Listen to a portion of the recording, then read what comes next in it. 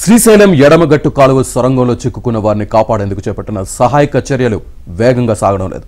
సహాయక బృందాలకు అడుగడుగున అవాంతరాలు ఎదురవుతున్నాయి. టన్నెల్ పైకప్పు కూలిన ప్రమాద స్థలం చాలా దూరంలో ఉండడంతో శకలాలు, మట్టి దిబ్బలు, బురద తొలగింపు ప్రక్రియ ఇంకా ప్రారంభం కావడం లేదు.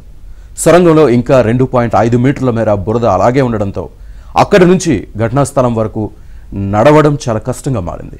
పైగా ఆదివారంతో పోల్చితే ఓట నీరు మరింత పెరిగింది. ఇప్పటికీ నిమిషానికి దాదాపు 3500 లీటర్ల చొప్పున నీరు ఉబికి వస్తూ ఉండడంతో నిల్వ పేరుకుపోతోంది. 13 కిలోమీటర్ల లోపల నుంచి దాదాపు 5 దశలుగా డీవాటరింగ్ ప్రక్రియ కొనసాగిస్తున్నారు. ఎన్డీఆర్ఎఫ్, ఎస్డీఆర్ఎఫ్, ఆర్మీ బృందాలు సహాయక చర్యలు కొనసాగిస్తున్నాయి.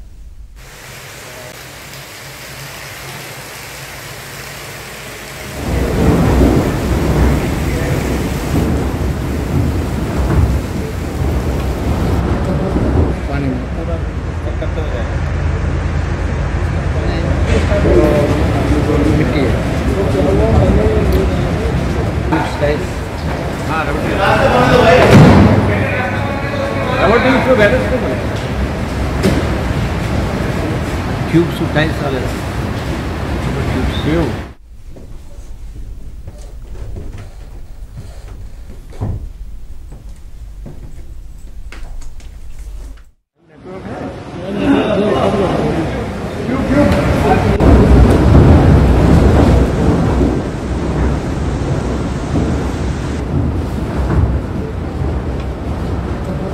पानी में पूरा चेक करते हो जाएगा.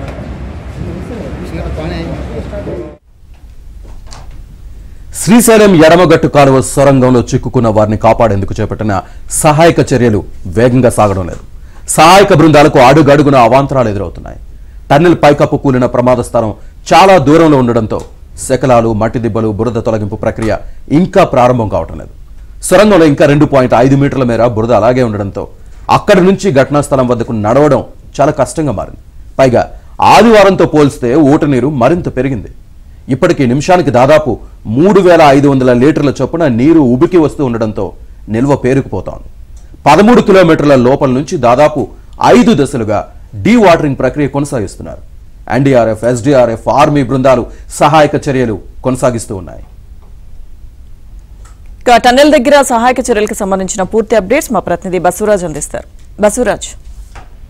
లక్ష్మీదుర్గ ఇప్పటికే 73 గంటలు గడుస్తుంది. అయితే సహాయక చర్యలు చేపట్టేందుకు ఏమాత్రం వీలు పడని పరిస్థితి అక్కడ కనిపిస్తుంది. దాదాపు 12 కిలోమీటర్ల వరకు ఈ సహాయక బృందాలన్నీ వెళ్ళగలిగిన పరిస్థితి ఉన్నప్పటికీ అక్కడి నుంచి లోపలికి ఏదైతే 1.5 కిలోమీటర్ ఉందో అది చాలా క్రూషియల్ గా మారింది. అయితే ఇక్కడ శనివారం జరిగిన ఘటనలో మనం ఒకవేళ గమనించినట్లయితే అక్కడ లోపల భూకంపం లాంటి శబ్దంతో కూడిన పేలుడు సంభవించినట్టు అక్కడ ఆనవాళ్లు కనిపిస్తున్నాయి. ఏదంటే టనల్ బోర్ మిషన్ కు సంబంధించిన శకలాలు చెల్లాచెదురుగా పడిపోవడం, అవి కూడా వెనక్కి 150 మీటర్ల వెనక్కి వచ్చి పడిపోవడం వల్ల ఇక్కడ పెద్ద భయానకమైన పరిస్థితి ఉంది. అదేవిధంగా ఏదైతే లైనింగ్ పనులు ఉన్నాయో లైనింగ్ పనులు 13 కిలోమీటర్ల వరకు ఉన్నాయి. అయితే లైనింగ్ తర్వాత ఏదైతే ఓపెన్ సొరంగం ఉందో ఓపెన్ సొరంగం నుంచి పైనుంచి ప్రతి నిమిషం కూడా మట్టి బురదతో కూడిన నీరు కిందికి పడటం చాలా పెద్ద అవాంతరంగా మారింది. ఎంత అంటే నీటిని డీవాటరింగ్ చేయడమే ప్రధానమైన ప్రక్రియ ఇక్కడ. అయితే ఈ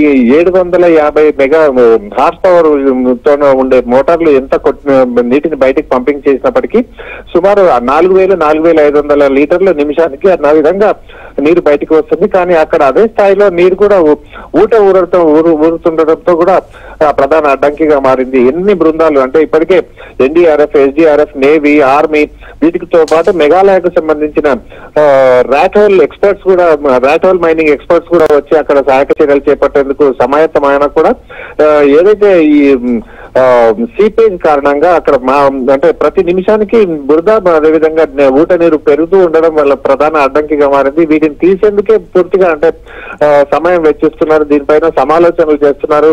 ఏదైతే ఈ పైనుంచి ఓపెన్ కెనాల్ ఉందో ఓపెన్ ఛానల్లో పైనుంచి మట్టి పడకుండా చూసేందుకు అది చేసిన తర్వాతనే సహాయక చర్యలు చేపట్టే అవకాశం ఉంది. లక్ష్మీదుర్గ.